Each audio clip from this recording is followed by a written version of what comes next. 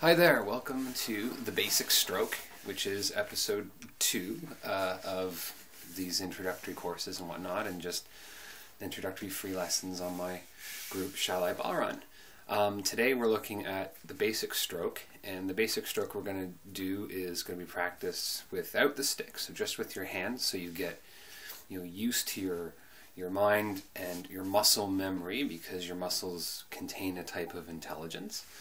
They do. It's just all the muscle memory and the neuron activity in the muscles themselves. So we'll do that. We're also going to look at the basic stroke using carry method and the top end method. Those are the only two I'm going to cover, and I'm not going to explain the triplets this time, but I will show them regardless just quickly so you can see the differences between carry and single end playing. So, just a quick introduction to the drum itself. Here's one right here, here's mine. And if you've ever been sort of stuck on how to tune a tunable ball run, and inside you can see that there are these little tuning pegs, and in this one, this is a twist knob type of tuning, and you tune them all around. A nice easy way to tune is that, of course, these drums are humidity and temperature sensitive, especially if you have, a skin that's real animal skin. The synthetic skins themselves don't fall out of tune very easily. They're actually very stable, but they also don't contain a sound that is as rich or as full as, say, regular skin. But some people really do like the Remo skins and the synthetic skins. I quite like them too, but I don't use them. I just use them when I have to. So a real easy way I find is getting used to tuning, because you can kind of get frustrated in tuning the drum itself. I find a really quick, simple way to tune before playing is that when you are tuning, or when you get to a gig or when you want to play, pull out the drum and let it sit for like 5 minutes. Let it take in any sort of atmosphere that's already in the room or the place that you're playing in, and then begin your tuning.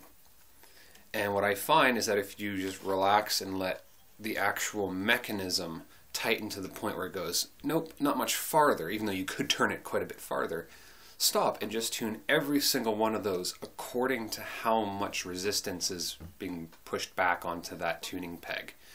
And usually you get a good tune and a clean tone out of the drum. And then you just adjust as necessary. So a nice easy way to check on if your tuning is very good is that you'll put your head to the inside or the outside. The inside is better, of the drum, like that. And you'll be striking on the other side just with your fingers at 12 o'clock and 3 o'clock and 9 o'clock and 6 o'clock on the drum, or however. And you just want to hear if there's any sort of dissonance. This one actually has a little bit of dissonance. There we go. That's better. And that way you can just make sure that the resonance is even throughout the drum. Okay, so now that we're started, let's get going. Let's start with the basic stroke and carry method. This is a carry stick. It's a double-ended, and generally carry styles are spun from the center, just like that. So, to get a good grip on the stick, you can hold it as you were like holding a pen. So if you've ever been at the office and have been bored, and you're just sitting there going, I'm bored, I'm bored, I'm bored, and you're just spinning it, that's actually a good hold. That's a good solid 3 points of contact hold. And you're going to be spinning it in that way. There are other ways of holding it. Some people like to use what's called a baby grip, which is held more like this. Instead of being here at the fingers, it's held more in an actual grip of the hand. Some people, like myself, will hold it inward like that, so that it's gripped near in the thumb. And some people will even go so far as to, even though it's single end, they'll hold it right at the end, sort of like the gear shift in a car, in a 5-speed car. But anyway, let's just do the basic grip from the center. As for the drum, get comfortable. You can put it under one armpit if you got those really big drums, like the 18 to 22 inch drums. Some people like to put them just on their knee, just in front of them. this is totally up to you. There's just different ways of controlling the tone. Because your body is already pressed on the drum, this is going to sound different than that, and then you'll have to work with it as you go. So, really quick, the basic stroke without the stick itself is simply to relax the forearm, relax your wrist, and relax your hand. You're going to curl up your hand like that to make the knuckles, and you'll be striking the drum that way. Okay? And the point is, the stick that part of the stick that strikes is doing the exact same motion, and this motion is going to get your arm and your body and your mind all sort of working at the same time. And you're going to be just going from, back to front or top to bottom, or however you like to remember it. Just relax and strike.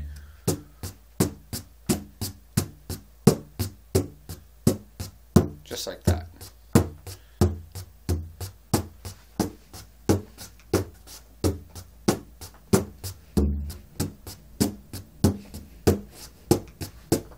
And as you're going, play with where the sound is equal and not equal. So maybe you can start with a heavier down hit.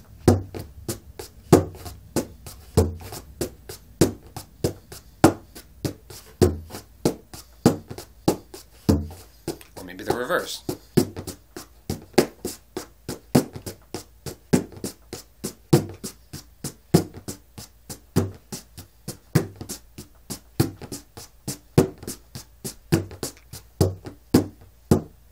Hard, soft and quicker. And the idea is just to remain relaxed. It's important to remain relaxed because all of those muscles cannot function properly if you're tense. A tense muscle cannot react quickly. If you're going to be learning triples later on, you must relax. And in this case, you also must relax because if you're all tensed up, you can't be fluid. You're too rigid. There's a time and place to be all tensed up, and right now that's really not the time, especially when you're just trying to get the muscles warmed into playing. As for stick playing, in carry, as you grip from the center, you're going to do the same sort of thing. It's that sort of sweeping motion using the bottom section of the stick. So don't even worry about the top, even though you're from the middle, don't worry about the top. You're just going to worry about the bottom here. And it's the same sort of idea. You're going to be striking out and back. The wrist turns out as you go, turning out and turning in, turning out and turning in. It's almost like you're trying to brush dirt off the drum head, only you're using the stick to do it. And it's straight out and back.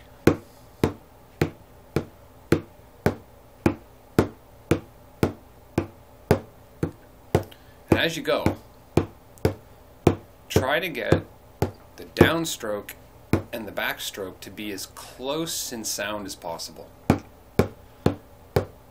as close in volume as possible. And once you get going, maybe you want to speed it up a bit.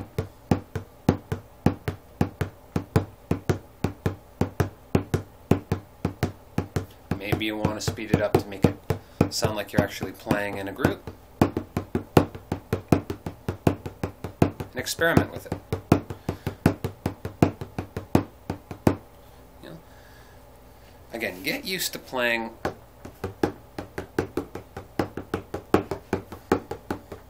and try to do not much else. Just try to let your whole body get physically used to playing it.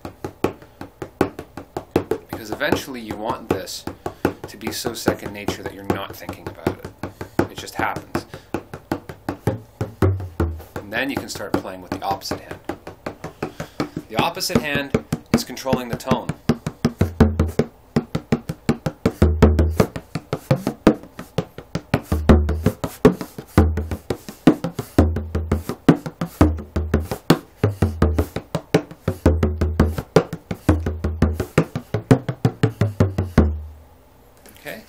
Depending how your tone hand sits on the drum, a flat back will have a very sort of broad sound, but a very shallow sort of resonance. However, if you're using parts that point into the drum, like the heel of your hand, and depending on how hard you press and where on the drum head you press, you're actually getting, that's just here.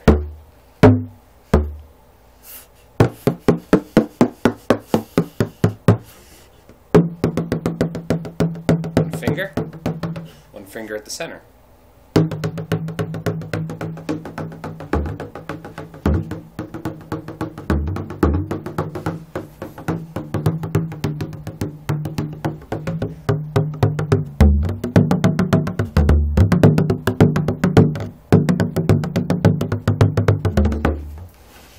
Okay, so as you get used to the basic stroke, experiment with the other hand. Now in carry, the only other thing we're missing is that triplet. I'm only going to show you it now, but go into it in detail later, is that the triplet is when the top comes down and then you come back up. So it's 1, 2, 3, like that. Okay?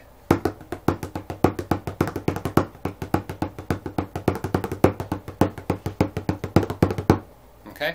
So that's the basic stroke in carry.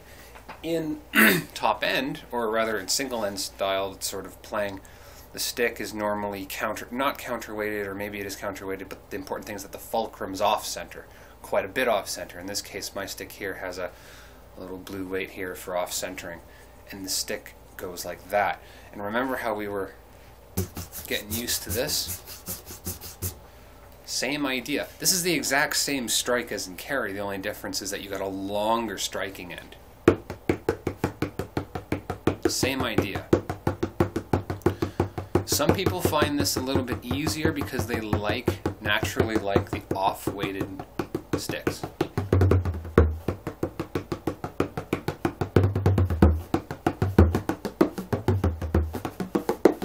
Some people find this much harder. For me, the carry method is easier because the stick is generally evenly weighted.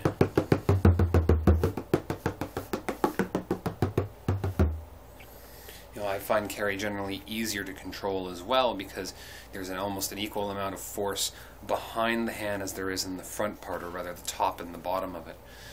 So again, carry would be from the center when there's an even amount of distance, more or less, maybe slightly off. But here in the single end, it's gripped at the end. And it's again that straight sweeping out, sweeping back, sweeping out, sweeping back, sweeping out, sweeping back. And again, relax when you play. See if you can play with the back with your tone hand.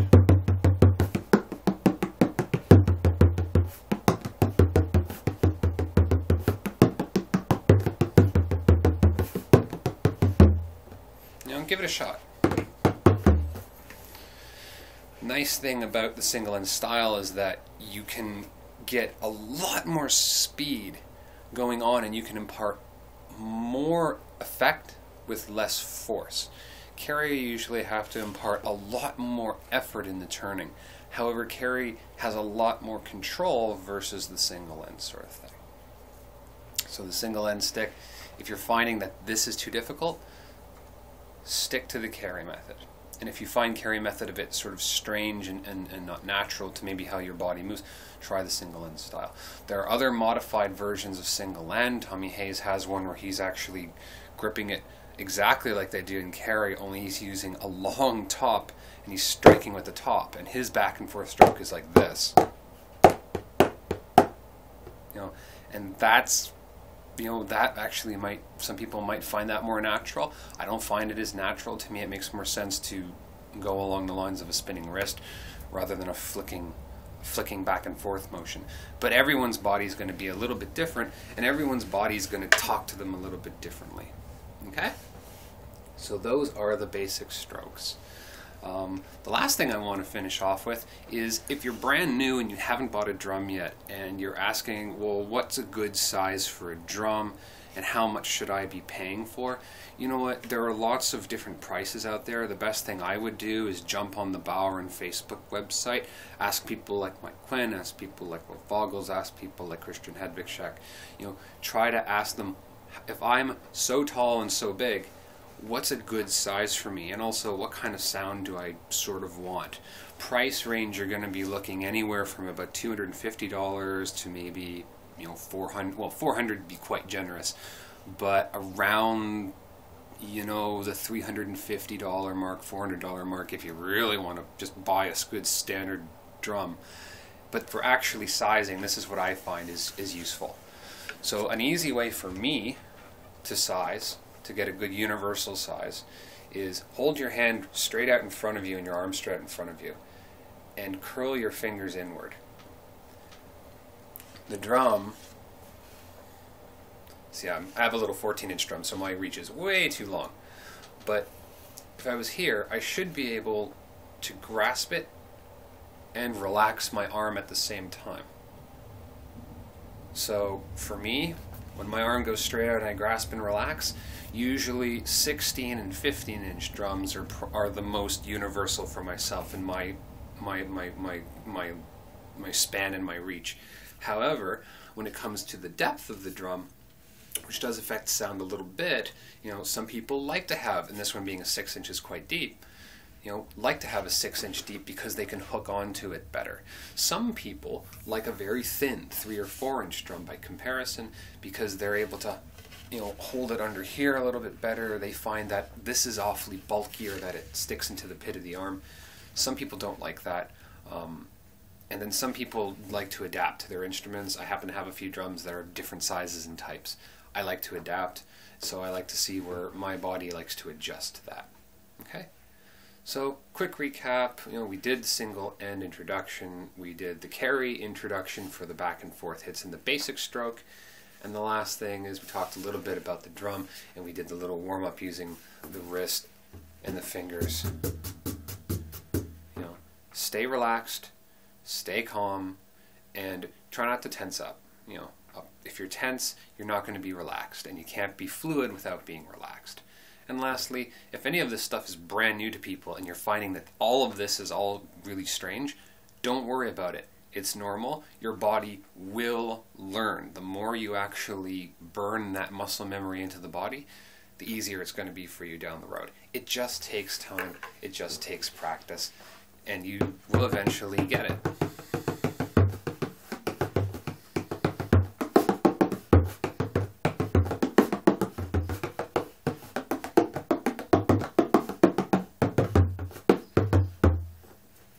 You'll find it.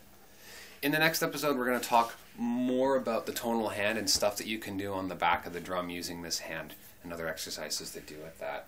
We might even be talking about, I hope, a little bit more about different types of sticks and different types of sounds. But next episode is just about tone hand, and it's all about sound. So until next time, thanks for watching the video, and hope you have a good time drumming. Take care.